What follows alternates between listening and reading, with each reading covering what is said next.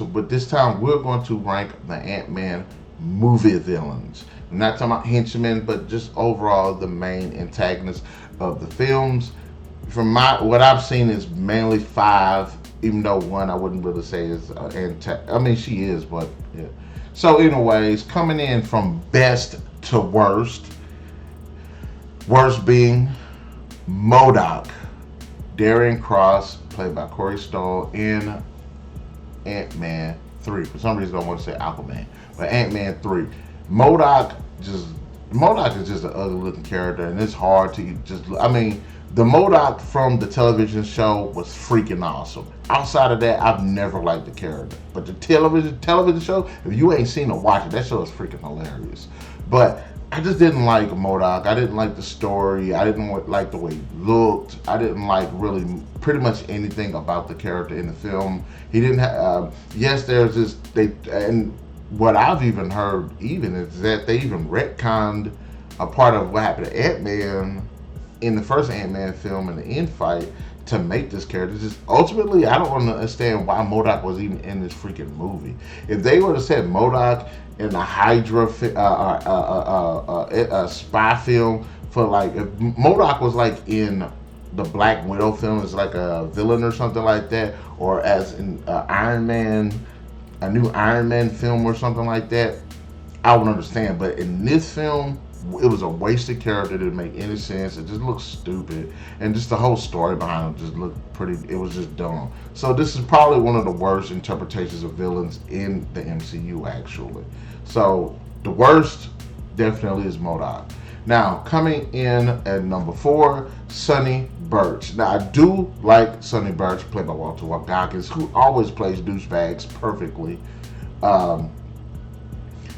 I liked him because, again, I don't think he's the worst. I think he in terms of like maybe like depth, he doesn't really have much depth outside of making money. But I like seeing characters like that in a superhero film, because normally it's always about global, like revenge or global domination or mass genocide. And with all of the MCU villains that we've seen, he seems pretty grounded. I mean, and people would understand, money. I mean, yeah, and he's basically what greedy humans would be, and I like that. I liked him for that. I actually would have liked to see more of his character.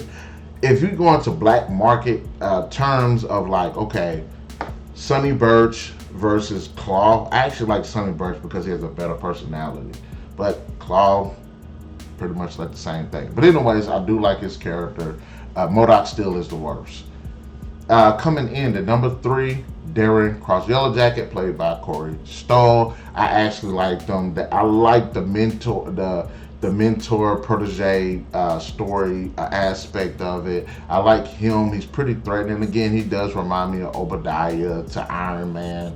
The Yellow Jacket suit is actually pretty cool. He's like the business villain, and it doesn't really have much depth. But I just like him because he's actually pretty cool. Maybe not the most memorable villain in the MCU, but he's actually pretty cool. And basically, like, his representation of like the dark side of like Ant-Man, that's kind of, to me, it's kind of like, okay, he's like the mirror version of a character. If you say you got Superman, you got Zod. If you got Hulk, you got Abomination. Then I would say, okay, you got Ant-Man, you got Yellow Jacket. So that's where I see him as. Still pretty cool villain, but he might not be the deepest. Coming in number 2, of course, I have to give it to Ghost / Ayla Starr, played by Hannah John-Kamen. Again, she actually had depth. You actually felt for the character when you found out about her origins. Her abilities were actually pretty cool. Had some really cool moments in the sequel. Definitely wish her character would come back in the future film. I liked her motivation.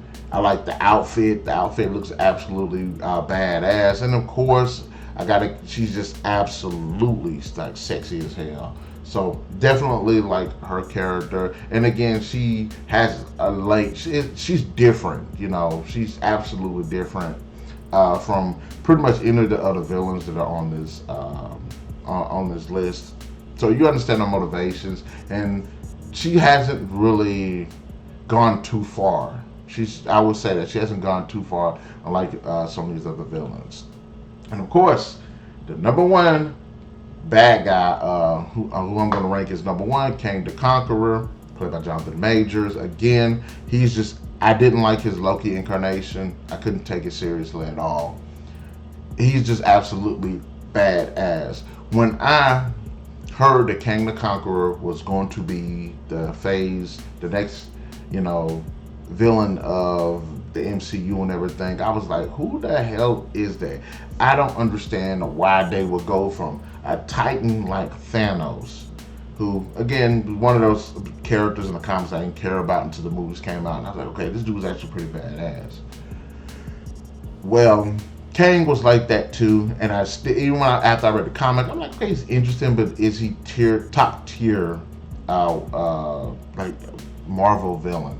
And this movie, his personality, the way he held himself, even though there was a lot of stupid stuff involved with the story and everything, actually made me very interested in seeing what this character can do, how badass he was.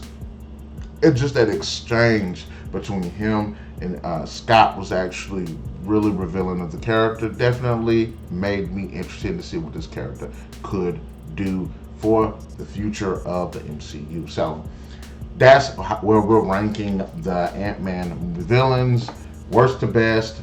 MODOK, worst. Absolute worst. And probably is going to be on the worst MCU villains list as well. In fact, definitely. But the worst to be MODOK. Then you got Sonny Burch. Then you got Darren Cross. Then you got Ava Starr. Then, of course, being the best of the Ant-Man villains, Kang the Conqueror.